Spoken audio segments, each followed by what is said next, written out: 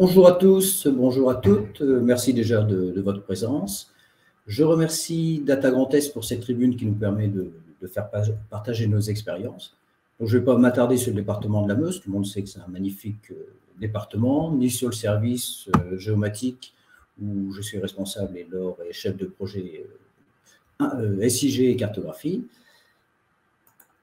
Donc, concernant le sommaire, mon intervention portera sur le contexte, ce qui nous a conduit à proposer la captation de données par drone, l'argumentaire et les missions que nous avons mis en avant pour faire accepter le projet par la direction générale, le choix du matériel, quelles ont été les démarches administratives entreprises pour faire voler notre drone, et Dieu qu'elles sont nombreuses, ces réglementations, et en retour nos premières expérimentations et nos premiers vols en mode apprenti.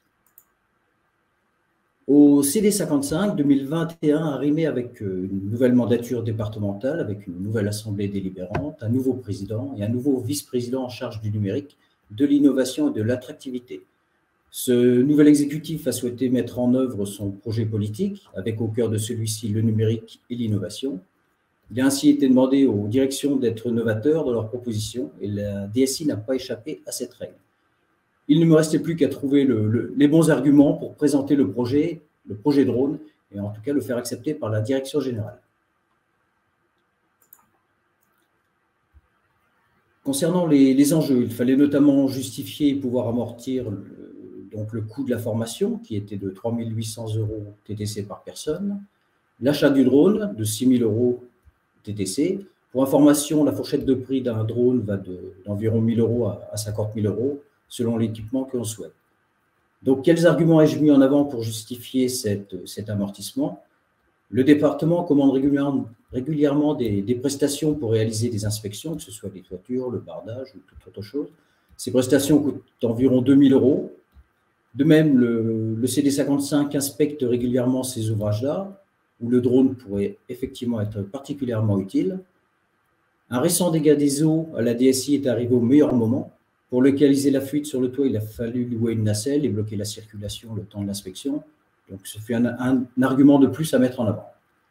Même si cet aspect budgétaire est plutôt très important, je pense également que l'autonomie du département pour l'acquisition de ces données a été tout aussi essentielle pour justifier ce projet.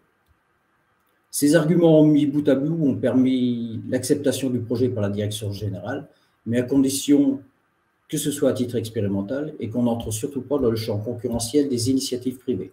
En gros, qu'on n'intervienne pas au profit d'autres collectivités du territoire. Concernant les missions que nous pressentions, il y a forcément les missions d'inspection. Donc, un drone va permettre de réaliser des prises de vue aériennes au plus près du sujet à inspecter. Si on dispose d'une caméra thermique, on va pouvoir réaliser ce type d'études. On va également pouvoir utiliser un drone dans le cadre de contrôles phytosanitaires sur les arbres d'alignement le long des routes départementales. Et enfin, si le drone est équipé d'un module RTK, grâce au positionnement GPS très précis, on va pouvoir inspecter une structure selon un quadrillage tout aussi précis. On va également pouvoir faire de l'étude et du suivi de travaux, qu'ils soient routiers ou non d'ailleurs, par exemple pour le calcul d'emprise, le calcul des cubatures, le suivi des travaux, notamment pour évaluer leur avancement, voir la logistique nécessaire à déployer, mais également en réalisant des reportages afin de valoriser les savoir-faire. Ce qui rejoint étroitement la rubrique événementielle, mettant en avant l'action politique du département sur le territoire.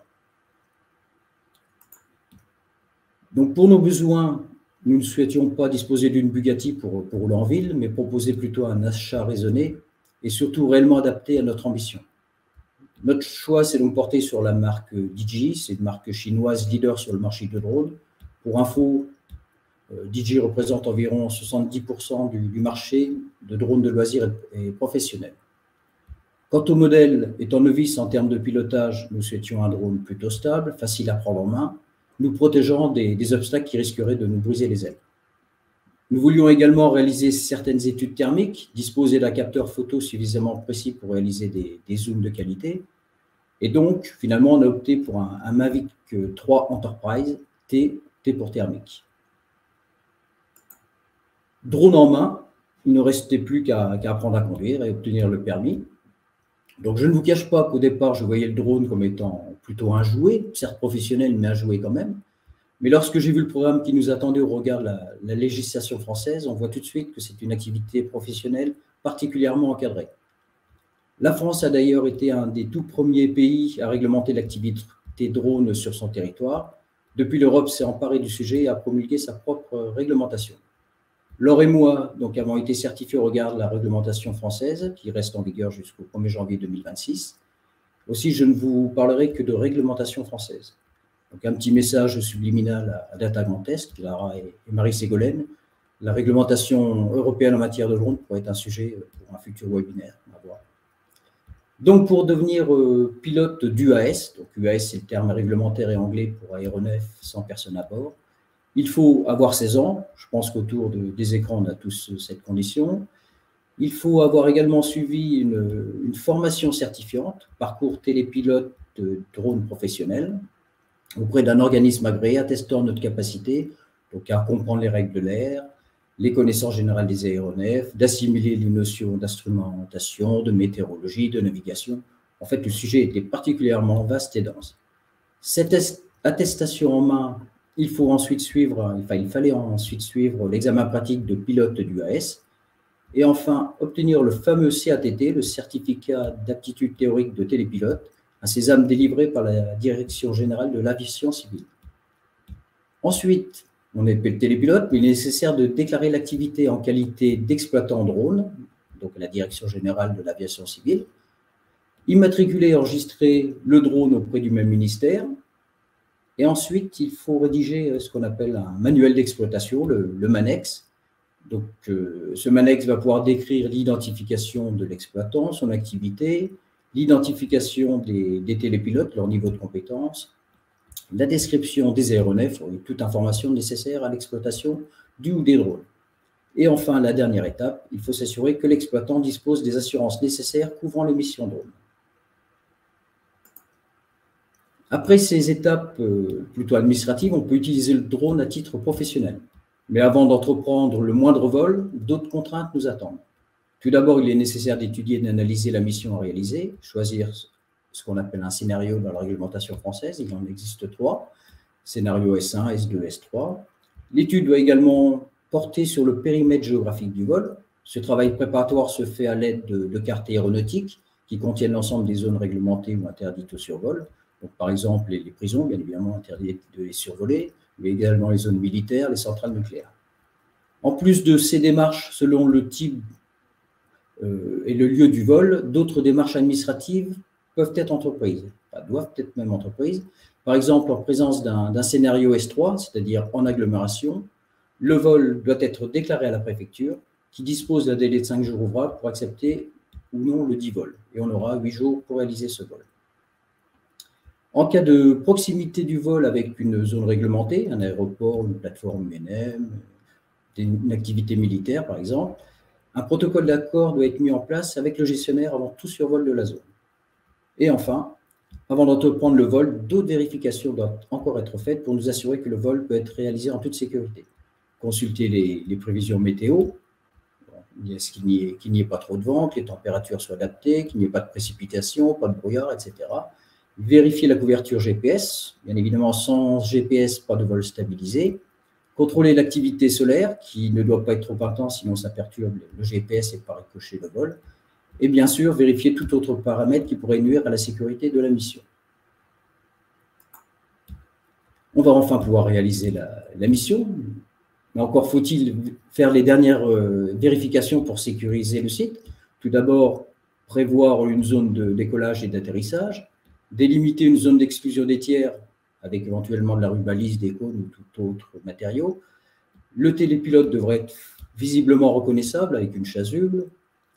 Et les personnes qui seraient présentes sur le site devront être briefées sur le déroulement et les conditions du vol. Il conviendrait également de vérifier que tous les documents administratifs sont en possession du télépilote ou de son assistant, et en cas de contrôle, qu'ils puissent les présenter. Donc, je parle du MANEX, du CATT, de l'attestation d'assurance, tous ces documents administratifs que compose le dossier. Et enfin, le drone devra porter les mentions obligatoires, son immatriculation, le nom et l'adresse et le téléphone de l'exploitant. Enfin, le drone devra être checké, donc notamment vérifier le niveau des batteries, l'état des hélices, paramétrer les barrières virtuelles en fonction du vol choisi. L'IMU du drone pourra être éventuellement recalibré. Et même si ce n'est pas obligatoire, lorsqu'on intervient, il est toujours de bon ton de prévenir la mairie, la police, la gendarmerie, voire le voisinage. En effet, un vol de drone attire toujours la curiosité. Et si on veut éviter devoir débarquer la maréchaussée, autant les prévenir en amont. Ce sera toujours du temps de gagner. Et enfin, donc, on va pouvoir réaliser la première mission et prendre son envol et pouvoir capter en fait les premières données souhaitées. Donc là, je vous propose quelques slides d'illustration. Par exemple, ici, donc, le suivi d'un chantier. C'est la construction d'un giratoire qui est en cours actuellement à Bar-le-Duc. Là, on est plutôt en mode reportage et on va pouvoir suivre l'avancement du chantier. La slide suivante concerne une inspection de toiture, donc un contrôle de cette toiture, la constatation de présence de végétation sur un toit qui au départ n'était pas forcément végétalisé, la présence d'une ligne de vie qu'on peut voir sur la slide en bas à gauche et le passage de câble en bas à droite. Et la dernière slide concerne une étude thermique qu'on a réalisée cet hiver sur un bâtiment. Donc on peut voir effectivement que le toit est plutôt bien isolé puisqu'il apparaît en jaune. Par contre, que les étages sont plutôt des passoires thermiques. Donc, je n'ai pas mis de slide sur le post-traitement et le montage des vidéos, mais vous vous doutez bien que c'est plutôt un gros boulot incontournable et indispensable. Donc, un nouveau message subliminal à Clara et Marie-Golène pour un autre sujet de webinaire organisé. En tout cas, je vous remercie pour votre attention et puis je laisse la place à mes collègues. Merci. Merci beaucoup pour votre intervention. Donc, c'est noté pour le webinaire aussi sur la réglementation européenne pour l'usage des drones. Alors là, on a 3 questions. Je vais les poser dans le désordre par contre parce que elles se suivent. Il y a une personne qui voulait savoir si vous aviez été guidé dans le choix du modèle en fait, par rapport à vos besoins. Laure, tu veux répondre? Je réponds. Je peux y aller.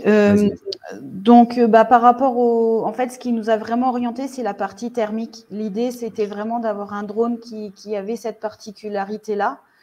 Et bon, on n'est pas parti sur on démarre, hein, donc on n'est pas parti sur des drones très, très expérimentés. Enfin, il fallait quand même un milieu de gamme parce qu'en plus, on avait un moyen financier à subvenir, mais ça a été vraiment la partie caméra thermique qui nous a permis d'aller là-dessus. Et effectivement, on en avait aussi discuté avec le formateur quand on a fait la pratique, voir ce qu'il en pensait, si c'était un bon rapport qualité-prix, enfin si on se plantait pas, quoi. Ok. Du coup, ça répond un peu oui et non à la prochaine question. Pourquoi vous avez choisi une marque chinoise? Est-ce qu'il n'y avait pas un équivalent plutôt européen en fait du coup? En fait, DJI est le leader des drones, en fait, que ce soit en termes de drones de loisirs ou professionnels. Et c'est vraiment la marque de drone qui est la plus répandue. Mes collègues pourront peut-être apporter plus de réponses sur le sujet. Mais voilà, en termes de rapport qualité-prix, je pense que c'était un des meilleurs choix. Okay. Et puis, il n'y en a pas tant que ça, en fait. Hein. Et il n'y en a pas tant que ça, effectivement. Ok. Et la dernière question, elle est plus technique. Quelle est la durée de vol d'un drone avec la batterie qui est chargée à fond? Alors, celui qu'on a, il fait 45 minutes d'autonomie. Alors, comme disait Fernand Reynaud, ça dépend. Ça dépend s'il y a du vent. Ça dépend des conditions météorologiques, ce que je disais tout à l'heure dans mon intervention. Voilà, en gros, ça tourne entre 30 et 45 minutes. Mais bon, il y a des alertes sonores qui nous rappellent à l'ordre si on commence à approcher ces zones un peu délicates. Et du coup, on peut atterrir relativement rapidement. Super, et ben merci. Il n'y a pas d'autres questions pour le moment. Et au pire, on les prendra plus tard et on y répondra après.